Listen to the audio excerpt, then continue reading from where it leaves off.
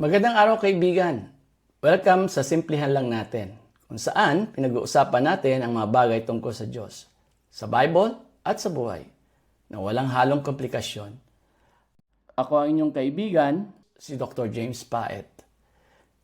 Natanong mo na ba sa sarili mo, sapat na kaya ang faith ko para maligtas ako? O kaya naman, paano ba talaga manampalataya? May kailangan ba akong maramdaman? May kailangan ba akong gawin?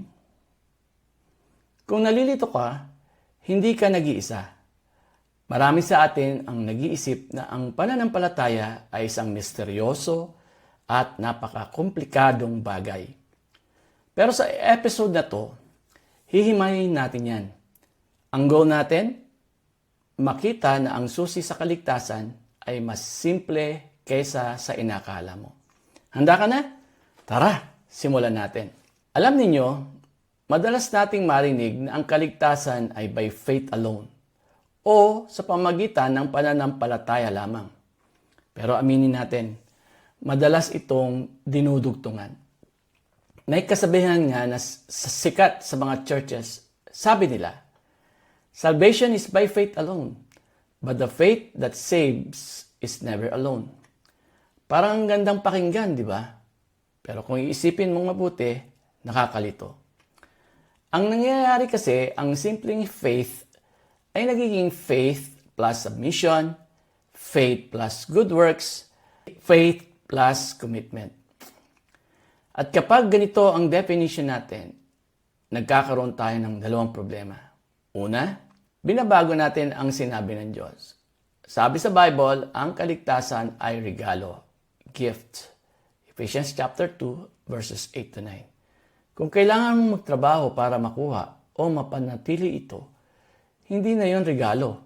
Sahod na yon.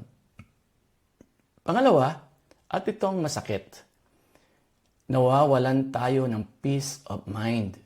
Kasi, magsisimula kang tumingin sa sarili mo. Tatanungin mo, mukha na ba akong Christian? Sapat na ba ang bait ko? At dahil hindi naman tayo perpekto, laging may duda. Ligtas ba talaga ako? Kaya kailangan natin bumalik sa basics. Ano ba ang sabi ng Bible? Sa Biblia, ang faith o pananampalataya ay hindi isang magic spell.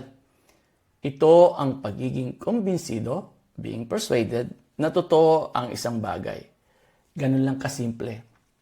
Example, naniniwala ka ba na hinati ng Diyos ang Red Sea noong panahon ni Moses? Kung oo, ibig sabihin kumbinsido ka na nangyari iyon.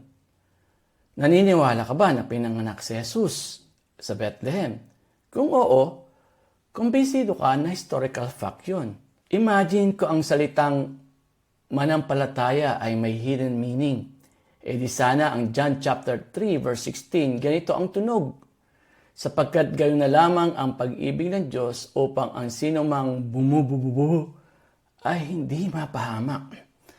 Nakakatawa, di ba?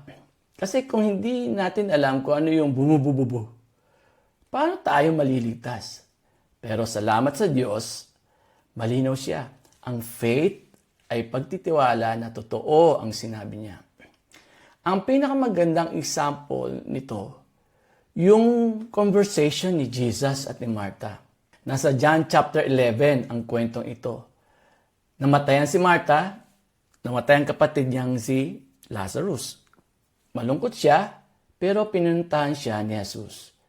At dito, nagbigay si Jesus ng isang magandang pangako.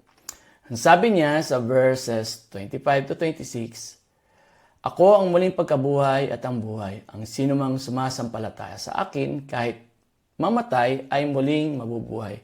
At ang sinumang nabubuhay at sumasampalataya sa akin ay hindi mamamatay kailanman. Grabe yung promise, no? Garantisado ang resurrection at eternal life. Pero ang gusto kong tutukan natin ay yung tanong ni Jesus kay Martha pagkatapos niyang sabihin yan. Tinanong ba ni Jesus si Martha ng, Martha, ipapangako mo bang magpapakabait ka na? Hindi. Tinanong ba niya, Martha, handa ka bang isuko ang lahat para sa akin? Hindi rin. Ang tanong ni Jesus ay simple lang. Naniniwala ka ba rito? Do you believe this? Ang issue ay hindi ang performance ni Martha. Ang issue ay kung kumbinsido ba si Martha na kayang gawin ni Jesus ang sinabi niya. At anong sagot ni Martha? Sabi niya, Opo, Panginoon. Sumasampalataya ako na kayo ang Kristo, ang anak ng Diyos. Ang ganda ng sagot niya. Hindi niya tinuro ang sarili niya. Hindi niya sinabing, Opo Lord, kasi mabait naman ako. Tinuro niya si Jesus. Kumbinsido siya na si Jesus ang Mesiyas, ang tagapagligtas, ang garantor ng buhay na walang hanggan. Kaibigan, ito ang bottom line. Sa usapin ng kaligtasan, hindi mahalaga kung gaano kalakas ang faith mo. Ang mahalaga ay kung sino ang pinaniniwalaan mo. Ang tawag dito ay object of faith. Isipin mo na lang na nasa tulay ka. Kahit gaano katindi ang paniniwala mong matibay ang tulay, kung gawa naman ito sa papel, mahuhulog ka pa rin. Pero kung ang tulay ay gawa sa bakal at bato, kahit nanginginig ka pa sa takot habang tumatawid, itatawid ka ng tulay na yon. Hindi ang takot o tapang mo ang nagliligtas sa'yo. Yung tulay ang nagliligtas sa'yo. Ganon din kay Jesus. Siya ang tulay. Ang pananampalatayang nagliligtas ay ang pagiging kumbinsido na si Jesus ang kanyang pangako ng buhay na walang hanggan ay totoo. Kaya kung nagdududa ka ngayon, huwag kang tumingin sa sarili mong performance. Tumingin ka kay Kristo. Tumingin ka sa pangako niya. Bilang pagtatapos, iiwan ko sa inyo ang tanong ni Jesus kay Martha. Ito rin ang tanong niya sa iyo ngayon.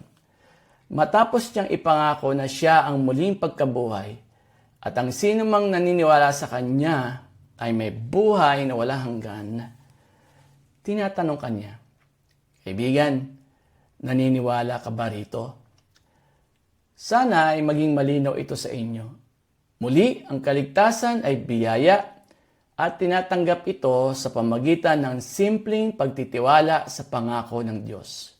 Hanggang sa muli nating kwentuhan, ito ang simplihan lang natin. God bless you.